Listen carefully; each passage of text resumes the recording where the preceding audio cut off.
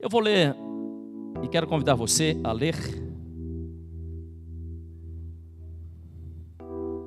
Caderno de Gênesis, capítulo 1, verso de número 3.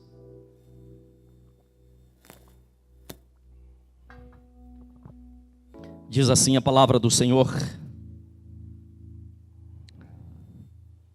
Nós estamos lendo o Caderno de Gênesis, capítulo 1, verso de número 3. Diz assim a palavra do Senhor. E disse Deus: haja luz, e houve luz. E viu Deus que a luz era boa, e separou a luz das trevas. Quando nós vemos a criação, quando nós paramos para contemplar tudo que Deus fez, nós ficamos maravilhados pela perfeição das coisas do Senhor. Se olharmos para a terra foi criada de forma tão perfeita. Tem lugares que é propício a produzir determinadas sementes, outros lugares, outro tipo de semente. E a terra, ela funciona de forma tão perfeita, de forma tão harmônica, com seus movimentos ao redor do sol. Se ela ficasse parada, certamente uma parte da terra ia congelar, outra parte ia ficar superaquecida. Por isso que a terra tem todos os seus movimentos, funciona de forma tão maravilhosa. Por quê? Porque Deus, através da sua palavra, foi criando todas as coisas, foi formando todas as coisas. E a Bíblia diz que Deus criou os céus, Deus criou a terra, Deus criou os céus. E aqui diz que Deus criou também a luz. Ele disse: haja luz. Então todas as coisas foram criadas através da palavra. O Senhor expressou, o Senhor proferiu uma palavra e as coisas vieram a existir. Quando nós olhamos para o firmamento, as estrelas, nós vemos que coisa maravilhosa, que perfeição. E aqui a Bíblia diz que tudo que Deus criou, Ele viu que era bom. Tudo que Deus criou, Ele viu que era bom. Deus não criou coisas ruins. Tudo que Deus fez, Deus viu que era bom. E a palavra diz que Deus criou a terra, mas Deus também criou os céus. E a gente começa a pensar como serão os céus. O que a Bíblia diz que como é que as coisas são nos céus. Se você pegar o caderno de Apocalipse, capítulo 21, verso 8 em diante, você vai ver a maravilha, né, que são os céus. A gente começa a ler e a ver como é que o céu é de pedras preciosas, de riquezas infindáveis, de coisas maravilhosas. Por que o céu é assim? Porque tudo que Deus criou, Ele viu que era bom, e Ele quer que a gente tenha um referencial daquilo que é bom, daquilo que é perfeito, porque Ele é um Deus perfeito. A Bíblia diz que o céu é de ouro puro, de ouro, de pedras preciosas, de coisas maravilhosas. E nós perguntamos assim: será que nós precisamos morrer para depois a gente começar a pensar nos céus? Eu digo a você que não. A partir do momento que você coloca Jesus no seu coração, você já começa a viver essa maravilha, você já começa a viver a eternidade. A morte é apenas um detalhe no percurso da nossa vida, porque nós um dia viveremos na eternidade. Mas por saber que tudo que Deus criou foi bom, nós precisamos entender que tudo que nós fizermos, nós precisamos fazer da melhor maneira possível. É assim que o Senhor nos ensina.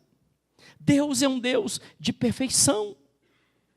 Por isso que nós precisamos ler as Escrituras, entendermos o que está dizendo as Escrituras, receber esses ensinamentos, pesquisar o que é que está nas Escrituras. Para quê? Para que a gente viva uma vida de excelência, para que a gente faça o melhor, para que a gente tenha o Senhor como o nosso modelo. Olha, eu quero fazer as coisas do jeito que Deus quer. Eu quero agir como Deus age. E é tão interessante que quando a gente vê uma coisa muito bem feita, né? Quando você vê um móvel muito trabalhado, muito arrumado, né? Com todos os detalhes, alguém que se esmerou, alguém que batalhou, que caprichou, que levou um tempo Porque Deus, aqui a palavra diz que Deus foi fazendo as coisas com o passar do tempo. Por isso que existe um processo, existe uma caminhada. E quando nós entendemos isso e vamos fazendo da melhor forma possível, nós estamos, na verdade, nos alegrando. É tão bom quando a gente vê uma coisa que a gente diz, poxa, isso é perfeito, não é verdade? Porque está em nosso DNA gostarmos de coisas perfeitas, gostarmos de coisas boas. Por quê? Porque tudo que Deus criou, Ele viu que era bom. Por isso, querido, eu quero que você entenda uma coisa. Comece, amado irmão, irmão querido, comece a buscar a perfeição naquilo que você faz. Claro que nós não somos perfeitos, nós temos falhas, mas nós precisamos aprender com o Senhor e começar a melhorar a nossa vida, em tudo que fizermos, nos nossos relacionamentos, no nosso trabalho, no nosso estudo, tudo que fizermos, nós precisamos fazer da melhor forma possível. Agora, quando é que nós fazemos algo da melhor forma possível? Quando nós nos apaixonamos. Não é verdade? Quando nós abrimos o nosso coração, quando nós apaixonamos por aquilo que nós fazemos, quando nós apaixonamos pela nossa família, nós dizemos assim, eu quero fazer o melhor para a minha família. Quando apaixonamos pela nossa profissão, dizemos assim, eu quero ser o melhor profissional, e isso vai fazer a diferença na sua vida. As pessoas vão olhar para você e vão dizer assim, olha, ele faz o excelente. Por que ele faz o excelente? Ele faz o excelente porque ele crê em Deus e ele crê num Deus de perfeição. E quando nós cremos no Senhor e buscamos fazer a maneira de Deus, quando somos apaixonados, apaixonado, querido, eu estou dizendo, é uma entrega, é se colocar, é se entregar, é abrir o seu coração completamente. Por isso que muitas pessoas não se entregam naquilo que faz, muitas pessoas não se entregam ao Senhor, se entregam pela metade, não funciona, Deus não te quer pela metade, mas quando nós nos entregamos, na verdade nós somos apaixonados. Por que milhares de pessoas vivem uma vida medíocre? Chega ao final da sua existência, vivendo a mediocridade, é isso que Deus tem para você? Não, claro que não. Deus não quer que você viva a mediocridade, mas Deus quer que você viva o excelente. E milhares de pessoas não desenvolvem, porque se tornaram medrosas, se tornaram receiosas. O pecado, a queda do homem, fez com que o homem se tornasse medroso, fez com que o homem não se entregasse completamente. Por quê? Porque o pecado, ele traz incerteza, ele traz dúvidas. A pessoa fica dividida, nem está para lá e nem está para cá. Mas quando nós pegamos a palavra do Senhor e vamos aprendendo, Gênesis capítulo 1, verso 28, Deus dá uma ordem para que estejamos dominando todas as coisas. O que é dominar? Dominar é ter autoridade. Ter autoridade é algo tão bacana, tão perfeito. Eu não estou falando de autoridade de pessoas que mandam nas outras, mas a autoridade de quem faz com perfeição. Deus, todas as coisas que Ele fez com perfeição. E Gênesis 1, 28, Ele falou assim, domine a terra, domine os pássaros, domine. Ou seja, tenha autoridade para desenvolver, tenha autoridade para conduzir, tenha autoridade também para administrar. Aquele que não administra, ele acaba perdendo. Eu sempre digo isso. Aquele que não administra a sua vida, acaba perdendo a sua vida. Aquele que não administra o seu dinheiro, acaba perdendo o seu dinheiro. Aquele que não administra a sua família, ele acaba perdendo a sua família. E esse não é o desejo do coração do Senhor. Por isso, queridos, preste atenção.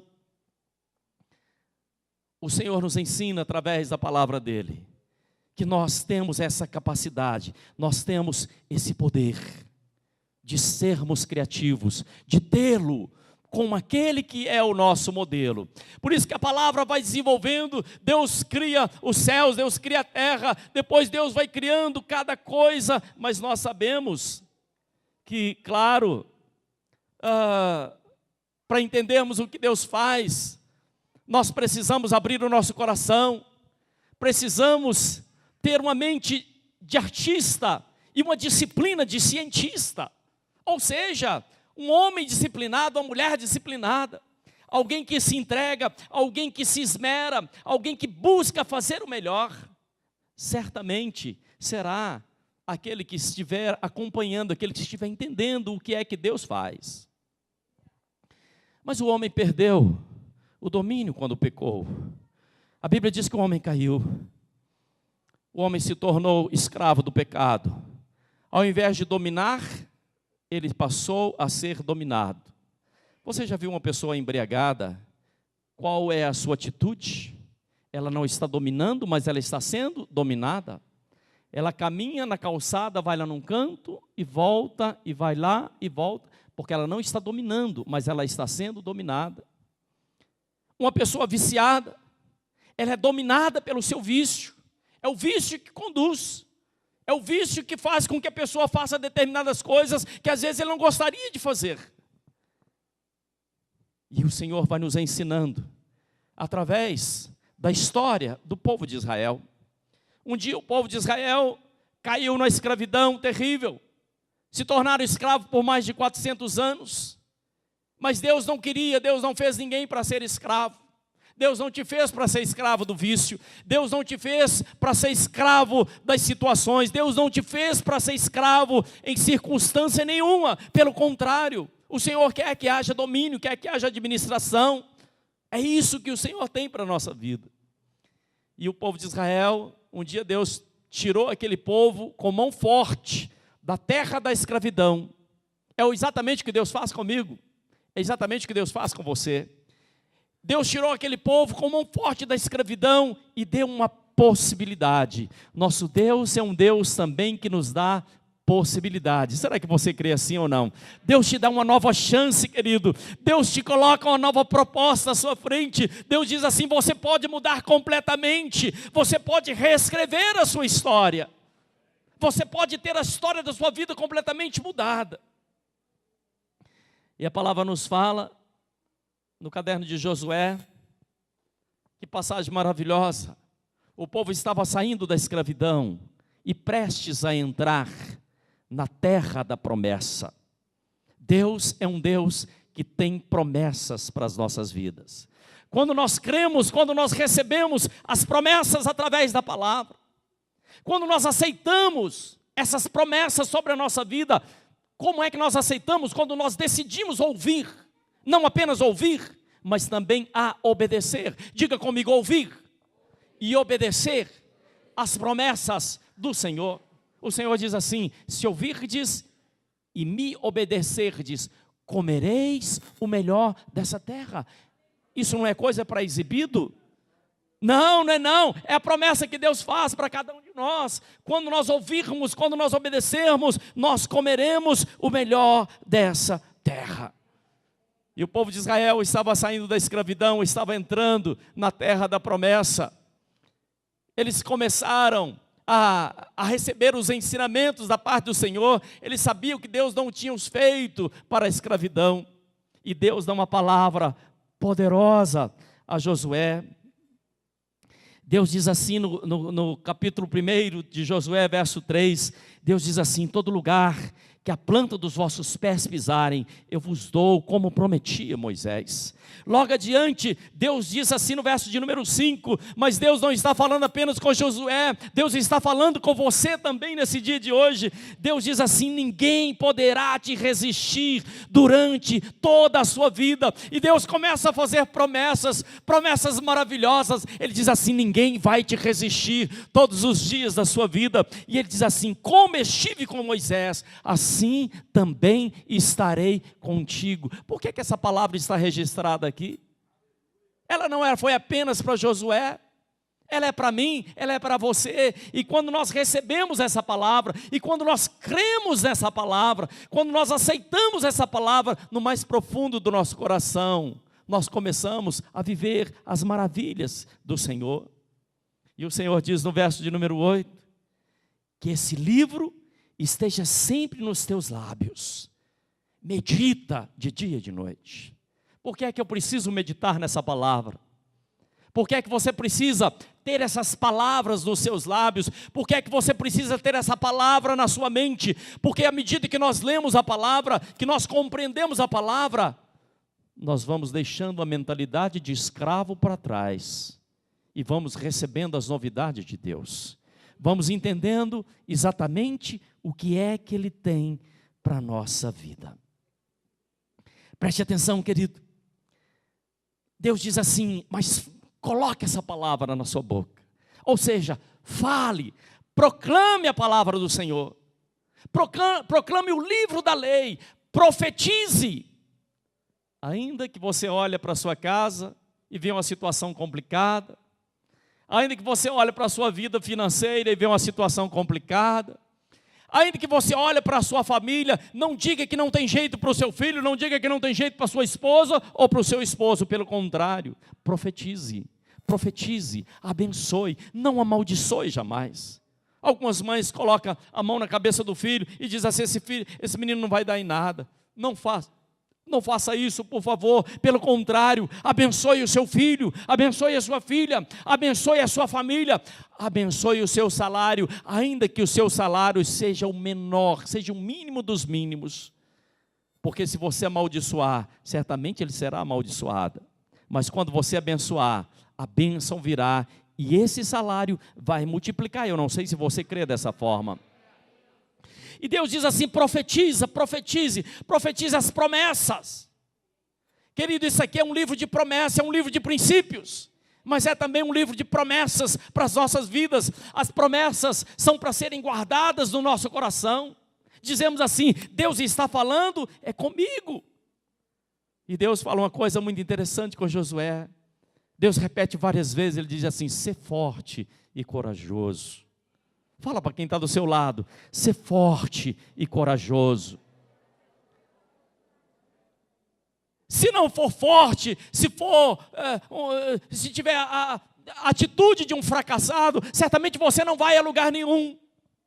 É verdade, se você tiver a atitude de um fracassado, você não vai nem sair da sua porta para fora, vai ficar com medo. O que será? Será que tem um leão lá fora? Será que se eu atravessar a rua, um carro vai me atropelar? O que é que vai acontecer? Deus diz assim, ser forte e corajoso. Em outras traduções, Deus diz assim, seja valente, Josué. Sabe o que é uma pessoa valente? O valente não é aquele que pega a peixeira ou pega o revólver para dar tiro. Valente é aquele que vale muito. Um valente é alguém que tem um grande valor.